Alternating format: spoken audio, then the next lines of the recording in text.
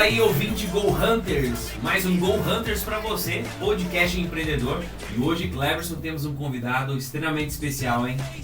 Especial, um cara parceiro, tá chegando aqui com a gente para gravar um episódio que vai ser único, né?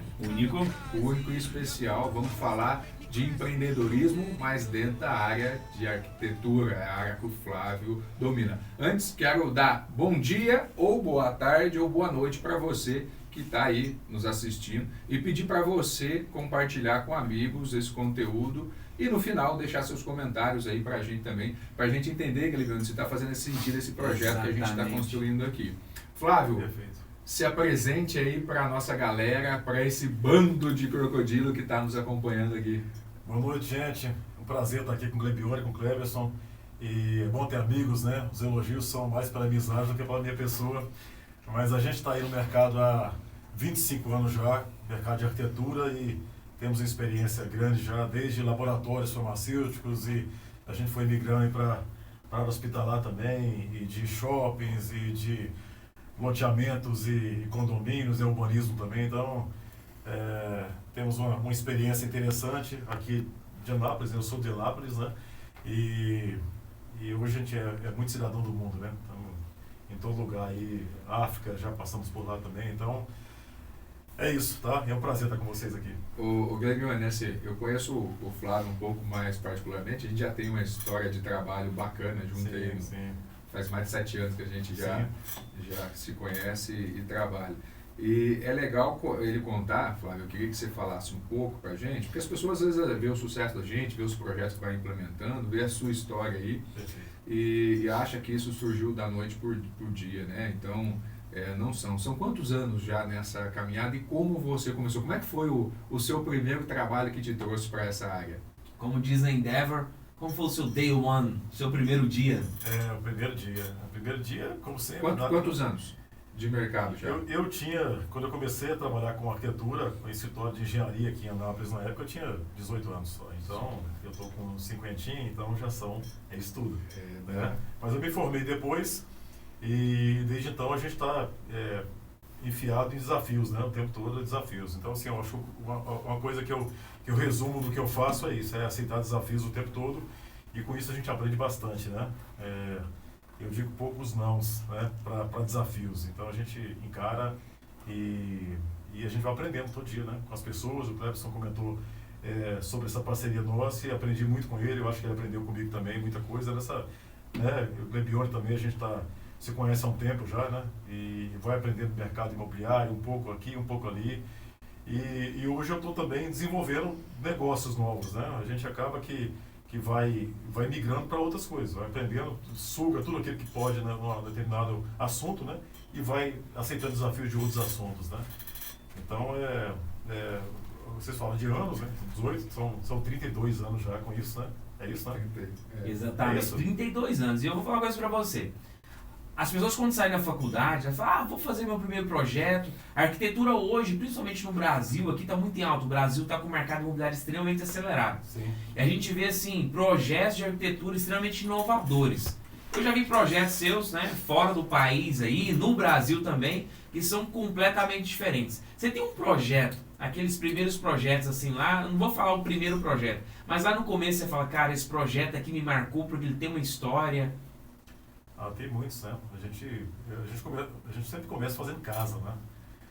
Então, casa, eu cheguei a participar de um projeto de uma casa no Aldeiro Vale de 4.800 metros. 4.800 metros? Assim, um quarteirão. É uma casa para um dono de um laboratório aqui de Anápolis na época, né? E isso foi em 2000. Essa era a história que tinha botar tubarão, peixe em casa, isso. Ele tinha na época comprado, ele viu um hotel em Macau. Era o único hotel 6 estrelas que tinha no mundo na época, se não me engano, e ele foi em cassino e tudo e viu esse hotel lá e trouxe a ideia para cá. Na época a gente era pequeno aqui, né? Então esse é um caso interessante que a gente fez o projeto todo, ele contratou um arquiteto famoso de São Paulo para poder assinar conosco o projeto, né? E esse cara praticamente ele transformou a casa que foi igualzinho a gente fez em clássica, né? Engrossou parede e colocou moldura, né? Mas a casa foi exatamente a nossa, ela tinha um quadro de splash do lado do lago. Era um lago de 26 metros de profundidade. 26 metros de profundidade, para criar tubarões. Imagina, o cara trazendo tubarão em casa pra jogar sogra, né? Agora me diz uma coisa, teve tubarão mesmo? Não teve, porque olha o azar, cara. O azar dele e nosso, mas o nosso foi maior. A gente ia acertar tudo com ele, para olhar a casa, ser construída. A casa, fizemos os platôs, né, na casa, e 2 meses de construção, de terra mesmo, né, para valer, sujando pé em obra, separou da mulher. Separou da mulher, e aí parou tudo, né? Parou até. Mas o tubarão era a mulher? Não era não, mas ela deu uma sacaneada boa com ele, separou por isso. E aí ele separou e ela travou, ele tinha comunhão de bens, ela travou tudo dele. A casa foi Pereléu e o laboratório quase vai. Aí ele teve que reverter tudo. Cara, imagina conseguiu. Um tubarão em casa, cara. Em casa. Era pequeno, ele ia crescer lá, ia Olha, ser, mas né? as pessoas extremamente criativas. Uma vez eu vi um projeto no Sunflower aqui, e o piso era todo de vidro, de baixo era um aquário. Então a sala era um aquário, embaixo era só os peixinhos passando ali dessa paisagem. Então assim, as pessoas estão extremamente criativas. Já chegou algum outro pedido inusitado para você? Falou, quero isso na minha casa. Chegou, inusitado, chega sempre, né, cara? Mas o último que chegou que eu lembro é o casal que queria 2 vasos sanitários no banheiro. 2 vasos sanitários e não queria um box só com 2 vasos. Tá, imagina o cheiro, cara. O cara sentado do lado do outro eles ali. queriam usar o vaso juntos. Você batendo papo ali, batendo barro junto. Rapaz, eu faço chuveiro juntos, né? A gente pode Chuveiro chuveiro. Mas vaso sanitário... O que vai rolar ali, né? Ok, cara. Passa o papel e vem aqui e me dá um abraço. Né? O cliente manda, né, cara? Mas cada um tem seu fetiche, né? Eu fiz lá, né? Cara. Os 2 vasos, né? Mas é isso, tem cada coisa. Mas esse executou? Executou. Puta merda. Mas eu não fui lá depois pra ver o que tá acontecendo. Preferi não ir, né? Mas tá lá. Falando de imagem de empreendedorismo, de negócio, né? A gente vê hoje, antigamente tinha a visão de que o arquiteto, ele simplesmente vai projetar a casa, ele vai projetar um empreendimento, mas como você falou, hoje o arquiteto está envolvido no negócio como um todo. Sim. Uma visão holística do negócio. Como que você vê isso hoje, comparando com antigamente? Você acha que o profissional de arquitetura hoje está mais valorizado? Eu acho que não. O de arquitetura, não. A gente tem que se transformar em outra coisa para ser valorizado. Eu ia contar um caso para vocês aqui de projetos inovadores e projetos que fizeram parte da vida, né, para valer. E um que eu tenho, para mim, eu já estive na África fazendo laboratório por 2 vezes e fizemos muita coisa diferente. Mas o que me dá prazer demais até hoje e na época foi diferente demais e me fez abrir a cabeça para o empreendedorismo mesmo, foi em Anápolis o Parque Ipiranga, que a gente teve o prazer de fazer na época, né? A gente fez projeto, acompanhou obra, ficava lá vigiando chuva para poder ver se estava tudo funcionando bem. Então a gente pôde participar do começo ao fim, todas as etapas, né? Entender até o que o município, porque não deixa de ser um empreendimento também, né? Público, mas é empreendimento. E particularmente criou uma vertente, né? Hoje o Parque Ipiranga é uma das referências no município e vem criando a vertente de edificações, de verticalização. Sim. Ele criou a gente sem querer tanto, mas a gente criou um espaço, criou um lugar que não existia exatamente. Então, acho que o nosso trabalho de arquiteto, o nosso sonho sempre, desde a faculdade, é criar lugares, não é criar construção. A nossa construção é secundária, mas lugares é difícil de criar. As pessoas gostarem de apropriar aquela região. Então, quando eu passo ali e vejo as pessoas ali, né, até brinco, né? É meio que visão social demais, mas o filho do rico ali que você conhece, que sabe que é, né, brincando com o filho do pobre ali do parque. Porque é um espaço democrático. Então, e todo mundo usa, né? O espaço ali volta bem, até hoje, veio gente de bairros mais longe para usar o espaço. Isso é legal, né? Você não pede RG ou comprovante de renda para o cara entrar. Então, realmente você quebra a barreira social e as pessoas podem se integrar. E virou também um lugar de investimento, né? O metro quadrado ali cresceu, aumentou muito. Então, com isso, eu aprendi a ver com outros olhos empreendimentos. Então, a gente já enxerga os empreendimentos quando chamam a gente para ver um terreno, coisa parecida, já com essa visão, que você comentou de holística, mas é isso mesmo, visão do todo, né?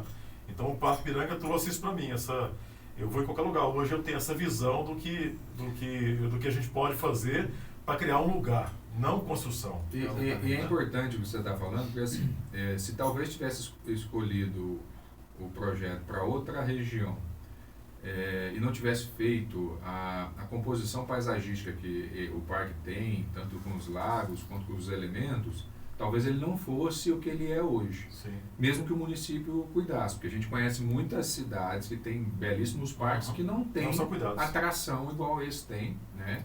E que não tem relevância, né? E acaba ficando caro para o município quando não é ocupado também, porque o município tem que cuidar, tem que tornar aquilo atraente para que as incorporadoras achem aquilo atraente, para que as pessoas venham, porque o primeiro movimento, na verdade, que vem para depois as construtoras virem, são as pessoas vêm usufruir daquilo. Isso. E aí depois as habitações começam a acontecer e ser valorizadas, as construtoras percebem isso e aí falam, opa, vamos construir um prédio lá, tá todo mundo querendo morar para lá, tá adensado, né, já não tem mais lote vazio, aí começa a demolição das casas para ter a verticalização. Então o parque realmente é uma das coisas... É um case interessante que a gente pôde...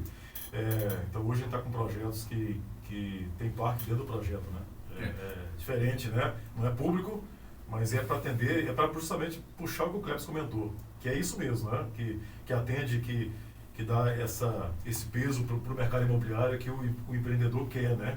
Que criar lugares, porque senão não adianta. Se as pessoas não se apaixonarem por aquela região, pelo seu prédio, por exemplo, não vestir a camisa, não foi sucesso. E isso vai ficar cada vez mais forte, né, Flávio? Hoje a gente está vendo projetos que eles estão realmente procurando criar lugares, bairros inteiros, cidades planejadas, cidades inteligentes, né, as famosas Smart Cities. E para você que tem performado nisso, até agora a gente participou junto aí do Fazenda Canoa, mais um projeto bacana, gera uma grande oportunidade de espaço no mercado, mas o que é interessante comentar, Glebinho, né? Porque apesar de ser uma coisa que qualquer um pode fazer, qualquer arquiteto pode fazer, a experiência conta muito, o tempo, a prática, né? Porque uma das particularidades que eu vejo no Flávio é que, por exemplo, eu gosto muito das casas que ele desenha, com as linhas que são contemporâneas, mas são elementos que se sobrepõem. Ao mesmo tempo, você olha para o parque, são fluidos, são desenhos circulares, são coisas que você fala, cara, isso que é ser criativo. Normalmente o arquiteto ele escolhe uma linha, né, e segue naquela linha. Eu vejo que você flutua muito bem nesses meios, né? Quando precisa o elemento ser uma ameba, ele é uma ameba. Porque o Flávio ele procura adequar o projeto à visão do que ele está enxergando ali, tô certo? Exatamente.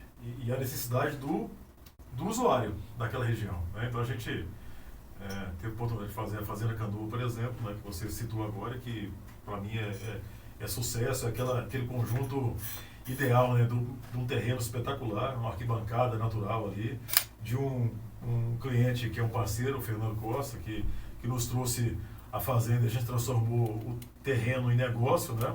E todo o conjunto agora, da equipe de venda, tudo está acontecendo, mas é um conjunto muito interessante, mas que, né, é o ideal que a gente queria que acontecesse aquilo, né? É o que está acontecendo agora, mas hoje, por exemplo, eu estou com outro produto ali na região, que nós vai para o mercado em breve, que vai ter uma pegada colonial, por exemplo, entendeu? Então, assim, a gente tem que estar aberto para precisar a entender o que o mercado precisa. Eu vejo muito isso hoje, da frente para trás, né? Porque a gente trabalha sempre com o mercado. Então, o que o mercado entende de um produto dessa região aqui? Ele precisa ser o quê? Para ele ter realmente, ser viável para quem investe. Porque, pensa bem, o investidor, o terreneiro, a pessoa que coloca dinheiro, eu sempre brinco, a arquitetura é uma das artes mais complicadas que tem, porque você pegar aqui para fazer um quadro, né, por exemplo, você fez, se não deu certo, se ninguém gostou do quadro, se você não gostou, você encosta ele lá e faz outro, faz o segundo, o terceiro. Não, o nosso trabalho, você tem que ter um mecenas que paga por isso e constrói. Exatamente. Se não der certo, você está ferrado. É um problema. Ô Flávio, você tocou num ponto aí, a gente estava conduzindo para isso também. Existe um tradicionalismo, até um pragmatismo dentro do mercado de arquitetura de que sim, o arquiteto precisa ter a linha de desenho dele, o traço dele, a identidade dele lá. Muitas das coisas que você está colocando e que eu vejo que você tem atuado, muitas vezes você tem que trazer o seu trabalho, mas você não pode engessar o projeto por conta disso. Você não pode, o projeto não pode ser você. Durante muito tempo, me corrija se eu estiver errado, o projeto em arquitetura foi o arquiteto. Então, às vezes, de repente aquele elemento não combinava com o ambiente, mas era a linha que aquele arquiteto conduzia e gerava identidade. Tem muitos elementos no Brasil que são assim, certo? Tem uma coisa ainda relevante, né? Porque vou tocar no ponto da vaidade, né? Porque assim, tem alguns arquitetos que existe a vaidade que é o seguinte, não, meu projeto, você vai mexer no meu projeto. Esses dias eu conversando com um cliente meu que é empreendedor, é do mercado imobiliário, ele contratou um arquiteto, cara muito bom também, e o cara quis colocar uma porta quase do tamanho da casa do Gustavo Lima. Ele falou, cara, eu não sou o Gustavo Lima, eu não tenho o mesmo gosto, eu não quero essa porta. Ele falou, cara, mas se eu tirar essa porta vai estragar tudo aquilo que eu pensei. Ele falou, cara, mas não é você que vai morar aqui. E eu não quero essa porta. E virou uma discussão entre o arquiteto e o dono da casa, porque o cara queria tirar a porta e o arquiteto não queria tirar a porta. Como é que você vê isso? Você vive isso também, essa situação? Porque muitas vezes o arquiteto está tão pensando no projeto e não pensa no cliente. Sim. O que acontece? Eu concordo com vocês. O arquiteto tem um grande amigo, né? O João, e ele é um arquiteto de Barcelona, ficou no Brasil um tempo. Hoje eu tenho um bracinho lá em Barcelona com ele, a falta lá. Está lá em Lleida, que é a cidade dele, e a gente está com o nosso pontinho lá, né, acabei de fazer agora um projeto residencial, residência de médio padrão, lá em Barcelona, com ele, né, com o pessoal dele lá. Então, assim, a gente vai ter as experiências. Mas ele fala o seguinte, lá em Barcelona, o arquiteto, por exemplo, não pensa que é Deus, né? Ele é Deus. Né? Então, assim, a vaidade é grande demais. Aqui no Brasil, a gente não enxerga tanta vaidade, né? Já teve a época, a áurea de Niemeyer e tudo mais, que tinha uma identidade X. E funcionava na época, né? Niemeyer trabalhou foi na época ainda que ele foi embora do Brasil, pela ditadura, e ele trabalhou muito lá fora, ele era comunista, né? Então ele conseguiu trabalhar em alguns lugares que queriam, né, produtos para o Partido Comunista e tudo mais. Então ele conseguiu ter muita abertura e colocar a arquitetura dele, que era muito interessante, né? Brasília e muita coisa que ele fez que foi muito interessante. Mas eu vejo muito diferente hoje se você é arquiteto e você quer se posicionar de uma maneira diferente que nem eu quis. Eu quis sair desse nicho de disputa com os outros arquitetos, que eu acho que eu tenho que ter parceiros arquitetos. Ontem eu estava com uma parceira de Goiânia, por exemplo, e eu tenho que trazer outros arquitetos para os meus projetos. Então eu tenho uma visão um pouco mais de cima hoje. É um birô de solução. Exatamente. Na verdade é o seguinte, eu sempre falo para os colegas e para clientes, sabe? O arquiteto ele vende um problema para o cliente. Geralmente é isso. Um projeto que eu vendo para você é um problema. Você vai pegar uma parte do que você quer ter, só uma parte. E você tem todo o resto para ser resolvido ainda. Então, eu tento vender hoje solução. Eu tento vender solução do começo ao fim. Escolha de terreno, se o terreno funciona ou não, se é bom ou não, para o que o cara quer fazer. A gente tenta mudar a ideia dele para o mercado. Então, por isso que a gente tem gente, como o Cleberson, por exemplo, você também, que entende por outro lado, né? A gente até participou de um projeto agora, e é isso. O cliente precisa de tudo isso, esse conjunto de coisas, né?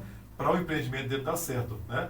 Aí uma casa, um empreendimento, também porque o cara se dedica, ele vai ter uma casa na vida, duas estourando. E há investimento financeiro muito, e alto. Muito. Então, assim, o arquiteto, eu vejo que ele pode colocar a ideia dele só sem ouvir o cliente. Eu não faço isso, mas tem gente que consegue fazer e consegue convencer o cliente. Eu não faço, eu não dou conta de fazer isso. Eu prefiro colocar a minha arquitetura, eu tenho minha identidade. O Cleberson comentou que a gente passeia por outros caminhos, mas eu vejo minha identidade é entender que aquele local, né, que vai ser apropriado bem naquele local. Né? Se precisar de você não está mais trabalhando, então, para o individual, né? A unidade, a casa. É para o coletivo. É para o coletivo. Para as pessoas, é muito mais do que... Hoje eu faço poucas casas, poucas mesmo, e a gente até pode escolher um pouco mais. A gente faz coisas maiores para atender mais gente. E isso é muito bom. Né? Eu e o Cleberson estava numa reunião, né? Esses dias com 4 empreendedores. Sim. A gente estava falando de vaidade, né? E aí tem história de 2 caras, eles chegam no psicanalista, né? No psiquiatra lá, né? Sei. Sentam na recepção assim. Aí eles olham pro outro assim e falam assim, quem é você? Eu sou o Pedro Alves Cabral. Quem te nomeou? Quem me nomeou foi Deus. Eu? Aí é vaidade demais, hein? Aí é assim, muita vaidade. Aí a gente vê, a gente está falando de arquitetura, mas em todo cenário. Todo né? cenário. Eu acho assim, eu vejo o arquiteto como alguém com uma visão ampla, que está enxergando aquilo que o cliente ainda não está vendo. Sim. Então o arquiteto ele ouve o cliente, a necessidade dele, e tenta traduzir isso no espaço de convivência, no espaço de moradia. Mas o grande diferencial que eu vejo, o que eu trouxe para o meu trabalho é isso, a gente tentar levar isso para... Eu acho que isso é maior, tem que ser maior. É por isso que eu não gosto muito de fazer. Eu faço residência, mas eu faço poucas residências. Eu tento fazer aquela... Eu gasto muito tempo fazendo. É engraçado, né, Flávio? Porque a arquitetura, eu sempre fiquei com isso na cabeça, né? Só falar, o engenheiro é exatas, o arquiteto é humanos. Eu olhava para aquela matéria e falei assim, é tão quanto igual a minha, porque eu sou engenheiro. Por que aqui é humanas e aqui é exatas? Aí com o tempo, a experiência, a gente foi entendendo. Cara, o quanto o arquiteto deveria mais estudar movimentos sociais, demografia, trânsito, política, economia, porque daí quando ele entende desse todo, ele começa a entender por que a pessoa vai para aquela região, por que ela vai para cá, por que tem uma escola ali, por que o mercado está aqui, por que o ponto de ônibus é aqui e não ali, qual que é a distância, entendeu? Então, é engraçado quando a gente percebe que às vezes o arquiteto está limitado simplesmente ao design e ergonomia. Exatamente. É o que eu tento me distanciar. O design o negócio tem que ser bonito, tem que ser, é obrigação. É a obrigação dele ser. Para mim é obrigação. Então não é? Isso aí já está do lado ali, você está do lado. Eu não tenho que focar nisso. Eu tenho que focar na solução. E funcionalidade e ergonomia também. É commodity, como a gente fala na construção. O cara tem que construir um prédio de qualidade é obrigação. Então, assim, então eu acho que tem outras questões hoje, por exemplo, para a gente observar no mercado, nesse mercado imobiliário, no urbanismo, né? O que a gente pode trazer hoje, com todas essas mudanças que a gente está vendo hoje, por exemplo, eu estou fazendo um shopping agora, né? Com a pandemia, como é que virou um shopping? O shopping mudou tudo. Mudou o formato, mudou o jeito de se vender. Eu estava com o projeto pronto, a gente está tendo que mudar o projeto todo, porque hoje ninguém vai querer ficar num espaço fechado mais. Nós estávamos no ano passado, que era uma caixa. E você virou o arquiteto do primeiro. O primeiro condomínio de alto padrão no Lago Corumbá, o primeiro mixed use de Anápolis, o primeiro parque de proporção em Anápolis ali. Sim, e a gente fazendo... número 1 de Anápolis. Não, e a gente fazendo parque, a gente fez alguns, acho que 7 parques por aí. Senador Canedo também? Senador Canedo, a gente tem um grande, que é um exemplo até que não é tão bom, porque lá, justamente, o parque é 5 vezes o Ipiranga, por exemplo, 250 mil metros. Ficou grande, mas aí que é o que a gente comentou agora, o que a gente tem que ter como urbanista e abertura, né, do poder público para poder deixar a gente ajudar a pensar a cidade. Então, quando você faz um investimento desse no parque e você não muda o plano diretor para tentar verticalizar o entorno, por exemplo, mesmo que seja com prédios mais baixos, você tem que urbanizar e tem que adensar. Não ocupa. Porque senão não paga a conta. Entendeu? O investimento é muito grande e você não dá segurança. Um parque, por exemplo, se tiver o Parque Piranga hoje, ele não tem segurança. Você não vê, não paga. O município não... nem precisa. Não vejo, mas não precisa. Porque está adensado. O dia inteiro ocupado. A gente está vendo agora, eu vi um caso esses dias atrás em Brasília, né? Os empreendedores, né? O incorporador, o construtor, ele está pensando mais quando ele vai construir num bairro, quando vai chegar numa cidade, no tipo de intervenção que ele vai fazer naquele bairro. Né? Eu vi um caso de sucesso em Brasília recente, onde a incorporadora chegou com um arquiteto, com a equipe de paisagista e tudo, e antes eles decidiram o que eles iam construir, o que eles fizeram? Chegaram na comunidade e falaram, como é que vocês imaginam essa região aqui? Inteligentes eles. Aí, o que aconteceu? A população falou assim, olha, aquela praça ali, ela está destruída. A gente podia emendar ela com não sei o que e fazer um parque. Eles foram lá, anotaram um parque. Aí, o lado de cá, acho que a gente imagina a cidade assim, se tivesse isso e tal. Eles foram traduzindo toda a necessidade da população daquele bairro num mega empreendimento fantástico. Mudou a região. Olha só, a incorporadora era o primeiro empreendimento dela em Brasília. Ela é de São Paulo, empreendendo em Brasília. O que aconteceu? Ela conheceu a população e traduziu algo muito relevante para a população, ganhou a população, trouxe para o lado dela e vendeu tudo. É isso. Isso acontece em tudo, quando você consegue inspirar, né? Por exemplo, voltando a falar do parque, que é perto da gente aqui, vocês conhecem bastante. O Parque Piranga, na época que a gente fez a construção, a gente fez pesquisa para entender se a população iria querer aquele equipamento ali, né? O pessoal nem entendia o que seria, mas a gente desenhou, mostrou, e a maioria quis. Mas era interessante porque tinha alguns velhos na região que moram até hoje ali, e tinha macaquinhos ali, né, nas árvores, né? Então eles ficavam alimentando, eu chegava lá na obra e eles davam informação, eles ficavam vigiando praticamente a obra, junto, sabe, com a gente vigiava, e quando a gente teve a inauguração do parque, foi interessante demais, eu conto a história para algumas pessoas e para mim é muito emocionante, porque você tem, nessas épocas, o político quer chamar atenção para ele, todo mundo quer chamar atenção, o pessoal fechou a rua, fez ali a inauguração em dezembro de 2009, né, já tem um tempo. Então a política toda subiu e nos chamaram, né, para o palco, para lá para cima, para receber os parabéns também pelo projeto e pela obra, né? Mas eu nunca vi, o pessoal levantou para nos aplaudir, entendeu? Eu tinha um sócio na época e fomos aplaudidos de pé pela população. E ninguém foi, só a gente, entendeu? Então assim, é muito interessante como eles enxergaram, né, o valor, o que aquilo, a transformação que a gente conseguiu fazer. Então isso acontece com prédio, com shopping, com tudo. Quando é muito bem pensado. A gente consegue, em conjunto com os outros pensadores, né, estrutura, governo e o empreendedor, fazer a mudança numa região toda, né, com empreendimento assim. Então, isso a gente vai estar fazendo aqui no centro, por exemplo, aqui no Gran Life, né, que é projeto nosso também, desenvolvimento nosso. Então, o Gran, ele vai conseguir fazer essa mudança no centro, ele vai transformar o centro, que está praticamente morto. A nossa intenção também é essa.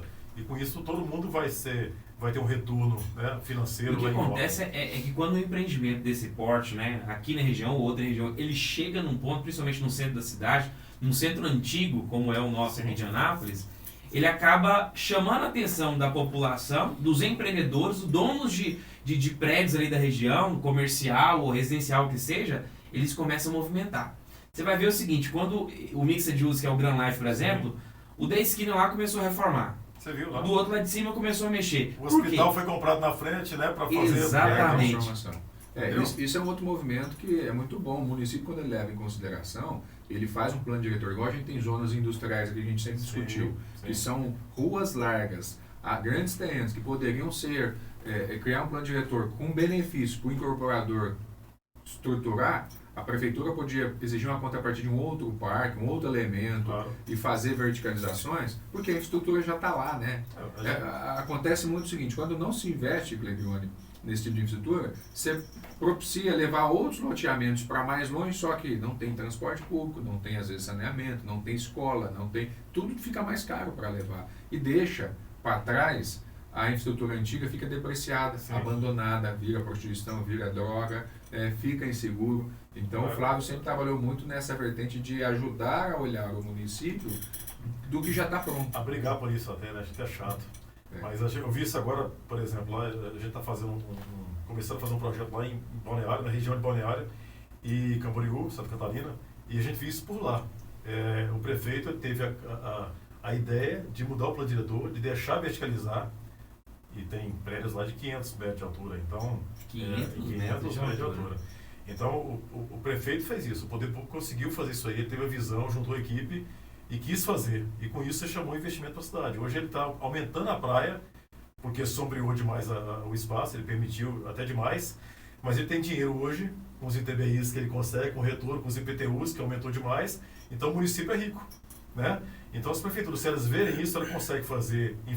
O município não arrecada dinheiro de outra maneira. Praticamente é com os empreendimentos que são feitos na cidade, né? E aí, se você conseguir enxergar isso e conseguir fazer uma mudança que beneficie o município, a gente fez um trabalho uma vez, não posso falar o nome do município, porque é aqui perto, mas de sugestões no centro da cidade, é um centro morto já, a gente, bem morto, e a gente fez sugestões, pequenas sugestões, que ia transformar mesmo o centro da cidade. Era requalificar, né? Requalificação do centro. Eram coisas básicas, né? A principal coisa que a gente fez na época foi de incentivar. A ideia para a prefeitura era incentivar alguns terrenos que eram estacionamento já. Vazios urbanos. Cabia 20 carros. Ainda é assim, né? Então a prefeitura facilitaria, né? Questão de cobrança de imposto daquela pessoa, né, facilitaria mesmo, para poder ele incentivar ele a construir. Em vez de eu fazer um prédio para minha residencial, eu vou fazer uma garagem e vou explorar o estacionamento no centro da cidade. Então a gente colocou a ideia em 3 lugares do centro, que favoreceria as pessoas a não estacionarem nas ruas. As ruas são estreitas hoje pelo estacionamento, área azul. Então todo mundo ia estacionar nesses prédios, né? Ia ter facilidades. Isso era uma ideia, né? Para começar a fazer a mudança. Os carros das ruas. Mas e o poder público não ia gastar com isso, né? O negócio é só concordar com isso e avançar. É complicado. Às vezes existe muita vontade de fazer, né? Mas a gente tem a parte legal da coisa que... E a parte de vontade mesmo, o poder público, sabe? O que eu vejo Vontade avessa, não está transmulado. O que eu vejo dos executivos é isso. O Brasil tem é 4 anos só. É pouco para... você entra, você fica um ano entendendo o que você tem que fazer. E você tem o poder de mudar tudo, né? Porque eu acho que tinha que ter uma continuidade nas obras, né, do que o passado fez, você continuar. E não é isso que acontece. Então a pessoa fica um ano ali tentando entender o que ele tem que fazer, 2 anos ele trabalha e no terceiro ele vai tentar reeleição. No quarto ele vai tentar reeleição. Só 2 anos então. Né? Então assim, é muito pouco trabalho. Né? E até o cara entender o que ele tem que fazer na cidade, né? É complicado. Mas a gente como urbanista, que é meu maior desafio hoje, trabalhar como urbanista, eu trabalho bastante. Nas cidades, em bairros planejados e tudo mais, a gente faz muita coisa e entender isso, é o macro, né? O macro, aí você tem que depender de poder público mesmo, conversar com todas as partes, com o Ministério Público, com todo mundo para poder fazer o melhor para a população, né? Mas uma casa é mais fácil de fazer, uma casa você vai atender uma família. A gente vê o sentido de moradia mudando no quesito seguinte, né? A gente vê outros estados, outras regiões do Brasil, cada vez mais o imóvel residencial ele sendo enxugado, proporções menores. Como é que com visão de futuro? Qual é a sua visão de futuro da moradia como arquiteto? Eu acho, até porque a gente faz experiência até por nós mesmos, né? Morando e vendo o que a gente precisa mesmo. Grande ou pequeno? Pequeno, cara. Eu quero quanto menor. A gente visita flats, né? Já fui com o Clebson até em São Paulo um tempo atrás. A gente pesquisou bastante coisas por lá e é isso, pequeno, cara. Pequeno. Eu acho que, apesar de fazer muita coisa grande ainda, casas de 700 a 1000 metros aí, mas os espaços são cada dia menores, né? As famílias são pequenas, né? Hoje você não tem 3, 4, 5 filhos mais. Geralmente, os casais não querem ter filhos mais. Então, um cachorro, um gato. Os animais, exatamente. Então você tem esses espaços que não existiam nos prédios antes, você tem que pensar nesse espaço hoje, né? Por exemplo, compra. Você tem que ter aquele espaço, aquele depósito, né, com área refrigerada, para quando chegar a compra ali... Delivery ali, né? Delivery, exatamente. O porteiro guardar para você chegar à noite e usar. Ô Flávio, mas e aí? Pequeno, na cidade ou fora da cidade? Pequeno na cidade. Fora da cidade pode ser maior, eu acredito, mas... como assim você fala? Me explica melhor o que você quer dizer. É porque nós estamos vendo um movimento, até impacto pós-Covid, que realmente as pessoas estão saindo das cidades.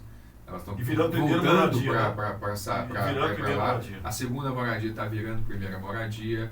Né? Teve-se uma inversão, tem quem ficou preso em casa, viu que a casa era muito pequena, porque não dá, sendo sincero, não dá para você trabalhar, morar e viver num apartamento de 10 metros quadrados igual aquele que a gente vive. Isso, exatamente. Dá para ele dormir.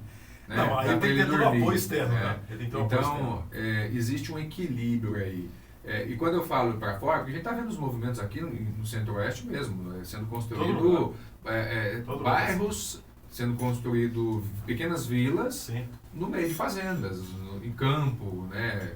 No raio de 2 horas de distância de uma cidade, as pessoas estão indo para uma primeira moradia, porque a internet está fácil, está chegando até lá hoje. O cara consegue delivery, entregar comida para ele, tendo a 15 minutos de distância está lá. Então, por isso que eu te pergunto, né? Moradia pequena em áreas afastadas também é uma tendência? Só do tamanho suficiente? Eu vejo o seguinte, você tem que ter infraestrutura para poder, você comentou agora de 10 metros, né? 14 metros que a gente viu lá, né? Um apartamento, mas para esse apartamento de 14 funcionar, ele tem que ter uma infra, tem que ter uma lavanderia por perto, ele vai praticamente dormir. Você pensa bem, um quarto. Uma pessoa que mora sozinha, um quarto, ele só vai usar a cama à noite, né? Então aquele quarto ele pode virar sala na maior parte do dia, né? Ele só vai virar quarto quando ele for dormir. Então é um lugar meio inútil da casa, né? Para quem mora sozinho, né? O quarto, né? Antigamente não, até hoje, mas assim, muitas pessoas hoje valorizam pouco a cozinha, né? Às vezes uma família maior, mais tradicional, valoriza muito a cozinha. Então você vê que nesses flats menores a cozinha ela foi enxugada. E hoje você tem... Eu vi um apartamento esses dias, eu achei interessante, está muito bonito. A cozinha integrada com área de serviço integrada com a cozinha. E eu nem percebi que era área de serviço, porque a bancada da cozinha era uma só. Tinha um tanque, só que o tanque era quase uma bancada, quase uma cuba. Era parecido com a cuba, então eu não percebia. E a lavanderia e a máquina de lavar embaixo da... Então assim, tá muito bonito, misturado no armário. Então não parece lavanderia mais. Está parecendo lá no Japão, que o cara dobra a cama, já sai uma banheira, a televisão vira pra casa. Mas para grandes centros como São Paulo, por exemplo, onde a gente viu esses 10 metros quadrados, né? Você tem um metro quadrado de 30 mil, 40 mil reais. Para viabilizar então, a compra, né? não tem sentido. Você quer morar naquele espaço que tem tudo em volta, você usa um restaurante, você trabalha aí na Faria Lima, por exemplo, do lado. Então, para morar ali, você tem que morar num lugar pequeno. Não dá para você pagar tanto no lugar 50 grande. metros quadrados já assustador. Nossa, mansão. Então, Flávio, vamos dar uma ré aqui, voltar lá no começo da nossa história. É muito importante para os nossos ouvintes entender isso, porque eu conheço o Flávio um pouco mais do que vocês aí, que ele contasse. Eu já ouvi história sua, Flávio, de quanto foi difícil começar. Eu queria que você contasse realmente, desses 32 anos, lá no começo, como é que foi para você fazer a faculdade, como é que foi, o quão desafiador foi para você ir todo dia, conseguir estar lá, conseguir ir para o trabalho, pegar a chuva, casar com o sapato emprestado. Conta um pouco dessa história para o pessoal entender, cara. Vou chorar aqui, não, mas é importante. É uma das coisas que eu falo para as pessoas, assim, o que te trouxe até aqui foi realmente acreditar que você podia ter mais, que você podia conquistar tudo aquilo que você nem sabia muitas vezes o que era, né? E as pessoas precisam ouvir isso como referência para elas saberem que o que você conseguiu, elas também podem. O que elas precisam saber é como trilhar esse caminho. Sim. E por que você não desistiu, como é que te trouxe até aqui. Conta um pedaço dessa passagem pra gente aí, pro pessoal entender, pro Glevione também conhecer você melhor. Então, eu sou de família pobre aqui, nasci em Anápolis e estudei por aqui mesmo, né? E faculdade, eu fui a primeira turma da UEG aqui, da nossa Faculdade Estadual de Goiás. Quando virou faculdade pública, né? Quando a primeira faculdade pública de arquitetura, eu consegui passar no vestibular, tinha vestibular na época ainda, e fazer a faculdade. Isso foi em 99. Fala a verdade, fala 99. 99. Eu casei em 92. E casei muito novo, casei com 21 anos. Tive meu filho com 21, porque meu filho trabalha comigo hoje. Ele tem 29 anos já, trabalha comigo. Então, foi isso. Eu casei primeiro, com o sapato emprestado que o Cleves comentou. A história é essa mesmo. Eu não tinha sapato para casar, eu tinha que comprar e eu tinha que optar. Eu compro o sapato, ficar parado aqui, eu compro alguma coisa mais útil. Peguei o sapato emprestado com um grande amigo e deu tudo certo. Eu casei, tive... Toda vez que ele encontra o cara, ele lembra. Tive um casamento longo aí e tudo, então legal demais. Meus filhos estão adultos já, então fizemos uma história bem interessante, né, no casamento também. E hoje, o que eu vejo lá atrás, né, porque eu não desisti, me formei com 32 anos, né, já comecei a faculdade com 28, né, porque não tinha outra opção. Meus filhos aí, então, o Cleves comentou, eu não vi meus filhos crescerem, meu filho somente, né. Meu filho fez faculdade de arquitetura, ele não queria fazer arquitetura, eu enxergo que ele fez para se aproximar de mim, para conversar comigo. A arquitetura nos aproximou. Então é interessante isso aí, né? Como o trabalho te aproxima da família. Ele me afastou em determinado momento, porque eu tinha que fazer minha vida financeira, construir tudo, né? Eu e minha esposa. E na época ele tinha, comecei a faculdade, acho que ele tinha 8 anos, 8 para 9 anos, né? Então naquela fase de adolescência, eu me formei, ele tinha 13, 14 anos. Então perdi aquela fase melhor de adolescente, né? Que eu podia ter curtido, eu não curti, porque a arquitetura não tem prova. A arquitetura você tem que fazer trabalho de madrugada, você tem que varar a madrugada desenhando. E na época era desenho à mão ainda. Eu sempre desenhei muito à mão, sempre fui bom nisso aí, então eu gostava de fazer, mas eu tinha que me dedicar, ficar lá correndo atrás para entregar os trabalhos em dia. Eu trabalhava 8 horas por dia, eu ia de manhã no trabalho, minha faculdade era à tarde, e voltava à noite para trabalhar. Entendeu? Porque eu tinha que cumprir as 8 horas. Então era 4 horas de manhã, faculdade à tarde, voltava às 6h30 mais ou menos da faculdade, ia para o trabalho de novo, ficava sozinho no trabalho, cumprindo o meu horário e fazendo os projetos que eu tinha que fazer.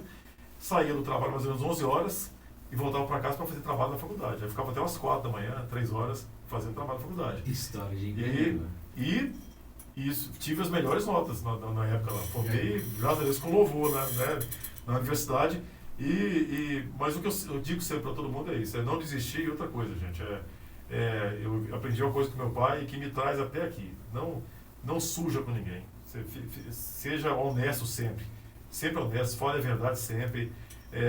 O nosso trabalho tem que ser verdade o tempo todo. Se a gente conseguir fazer isso, você consegue fidelizar clientes, você consegue estar no mercado o tempo todo sem... Eu já tive problema com o cliente, né, que voltei, não eu com ele, mas ele comigo. Né? Mas voltei a fazer coisas para aquele cliente que eu devia ter processado ele. Mas ele voltou a fazer coisas comigo porque eu sempre quis estar bem com todo mundo. Então, uma liçãozinha que eu deixo, passo para meus filhos é essa. Fica bem com todo mundo o tempo todo. Né? Não cria contenda com ninguém. Toma um prejuízo, Toma um prejuízo, tem nada não. Toma um prejuízo. Uma hora volta. Deus abençoe que você volta a ter outros trabalhos. É uma frase muito simples, né? É melhor ficar vermelho um dia do que amarelo a vida inteira. Sim, né? Sim. Então, assim, é o que eu levo para minha vida. Meu pai nunca aprendeu a dirigir, pra você ver. Tá vivo ele, graças a Deus, e minha mãe também. Minha mãe é costureira e pagou colégio particular pra gente fazer, né, eu e meus 2 irmãos. Então, os 3 são formados hoje. E graças a ela e meu pai que se dedicaram bastante. Então, é isso, honestidade e a gente ser, sério a vida toda. Né? Nome é uma coisa que meu pai sempre falou. Nome é complicado de se recuperar. Então, mantenha o nome. Flávio, falando em nome, pessoas normalmente não conseguem ver o que o empreendedor vê, né? A gente fala que o prego que se destaca leva porrada, leva pancada, martelada na cabeça. Muita. E porque as pessoas tendem a ser coerentes, né? Ela não consegue entender o que você está falando, não consegue ver o que você está vendo, e por isso, para ela é mais fácil criticar do que falar que você está certo. Isso é maluquice. Como é que ele vê uma coisa que eu não vejo? Não faz sentido nenhum. Nessa linha, a gente sempre vai ter pessoas que nos apoiam e pessoas que não entendem e nos apoiam, né? Você tem um nome, uma pessoa que te marcou na sua vida, que você lembra dela até hoje, por quê? Pegou difícil, hein? A pessoa que me apoiou a vida toda é minha ex-esposa. Eu estou separado, mas ela é minha amiga. Pedra fundamental. Pedra fundamental. Eu não teria conseguido sem ela. Então ela que trouxe minha família, que conseguiu estar do meu lado a vida toda, me apoiando. Então, assim, pessoa maravilhosa mesmo, sem defeito. Então, essa é uma pessoa, para mim, é a pessoa que mais especial que passou na minha vida até hoje e é muito significativa ainda. E, claro, depois disso tudo, você tem clientes, né, que são importantes para a gente, amigos como o Cleverson, que num determinado momento a gente fez algumas coisas interessantes juntos. Um atual agora, que é o Fernando Costa, eu voltando a falar dele, né?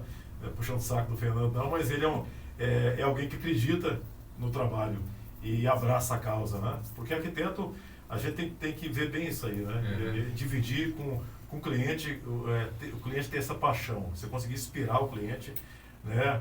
Ou o prefeito, ou o governador, ou quem seja, é muito difícil. Então, quando essa pessoa você consegue inspirar, ele é muito relevante para a sua vida de profissional, né? Então, é uma pessoa que eu queria citar, mas tem vários aí, né? Tem muita gente boa que passou pela nossa vida. Por isso que a gente consegue alcançar grandes voos, porque tem muita gente boa que passou na vida da gente. Excelente. A gente está caminhando para o final, Cleverson, né? E é um prazer receber você aqui, Flávio. Você tem história, né? A gente gosta de ouvir história assim que motiva o empreendedor a prosseguir, a continuar empreendendo, a continuar buscando sucesso. Porque uma coisa eu tenho certeza, você chegou no seu sucesso. Sim. Acredito que você almeja mais, deseja mais, mas hoje você é um arquiteto extremamente reconhecido. Eu, completando o que você comentou agora, eu acho que é isso. A vida da gente, a gente tem que sempre almejar mais. E almejar mais não é ambição por dinheiro, não. Eu não tenho ambição por dinheiro, sinceramente. Eu gosto de construir coisas. Eu sempre gostei de ajudar a construir.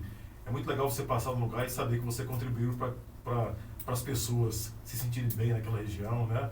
Você melhorou o trânsito, você fez, né, o teu trabalho conseguiu ter relevância, né, para o lugar que você mora, para uma cidade que você... Eu estava em reunião agora mesmo com o pessoal de Mato Grosso do Sul, de Campo Grande. Então é legal demais o nosso trabalho, de você ir para um lugar, na África, por exemplo, que eu já tive algumas vezes, e você ser relevante para aquela região, que você nem imaginava conhecer na sua vida. Então, isso é a missão, de querer fazer mais, né? Minha mãe morreu com 104 anos, e ele trabalhou até o final da vida dele. Eu quero trabalhar até uns 90, pelo menos, se Deus quiser. Mas se ele for até os 104, dá para superar, hein? Não estou afim, não. 104 é foda. Flávio, Caminho pro final, muito bom, né, Cleberson? Muito bom, muito Obrigado bacana. você, gente. Obrigado demais. O canal aqui é aberto para você do mercado, né, da parte de arquitetura, para engenheiro, na verdade para todos, né, Gledione? Se a gente procura focar o pessoal nosso aqui, falar, a ideia do Go Hunters é falar sobre o mercado imobiliário, mas mostrar os empreendedores que estão por trás, né, como eles conseguiram, como que é o nosso mercado, quais são os desafios, para poder ser referência para essas pessoas, porque a gente acredita, né, Gledione, que através desse canal de comunicação a gente consegue fomentar muitas pessoas que têm dúvidas se elas irão conseguir chegar. E é para mostrar um pouco que não foi fácil para ninguém, né? E nunca vai ser. Nunca vai ser, né? Se fosse fácil, estava todo mundo lá em cima, se tivesse todo mundo lá, não faria sentido nenhum, tá lá, né? Tudo que é para todos não é para ninguém, né? Então, se você está batalhando, está acreditando no projeto que você está fazendo, pode ter certeza que às vezes você não está vendo aí, né? As pessoas não estão vendo o que você está fazendo, mas a persistência, as suas atividades, o que você tem mostrado a cada passo, a cada caminhada, as suas referências lá na frente vão ser cruzadas e o seu exemplo vai ser vivido com a vitória da construção do caminho. Só completando um pouco do que você falou, eu acho que a gente tem também que mostrar para as pessoas que nos contratam, né, isso desse grande mercado imobiliário que tem de tudo um pouco, né, o trabalho mais importante é esse, é do começo. Um empreendimento que nasce errado, ele não tem solução depois. É muito difícil dar solução, é muito caro para solucionar, para resolver isso depois de feito. E fica, né? E fica. Muitas vezes não tão caro que fica e gera problema para frente. A gente tem essa mania no Brasil de fazer tudo correndo, as pessoas querem economizar nesse começo, né? Meu trabalho de arquitetura, de desenvolvedor, o trabalho de vocês de comercial, de marketing. Então, quando o cliente, né, o empreendedor, pensa nisso desde o começo, quando ele acerta isso, é sucesso na certa, né? E o Japão, por exemplo, é um país que você faz 2 anos de projeto lá e de planejamento e constrói em 1 ano. Aqui não, aqui a gente faz um projeto, voa, com 2 meses, 3 meses o cliente quer o projeto pronto e o cara demora 5 anos construir depois. Então assim, porque ele vai consertando o caminho, né? Então assim, o planejamento é tudo. O planejamento envolve meu trabalho e o de vocês também, né? Todo esse trabalho que vocês estão colocando com a Go Hunters aqui agora, eu acredito que vai inspirar muitas pessoas a fazer o certo. Faz o certo. Tanto a gente que trabalha com o mercado, quanto o mercado, que precisa do produto nosso para poder vender. Tem que ser bons produtos, muito bons. Exatamente. Tá? Fábio, mais uma vez, né? Tamo aí, muito pessoal. Obrigado.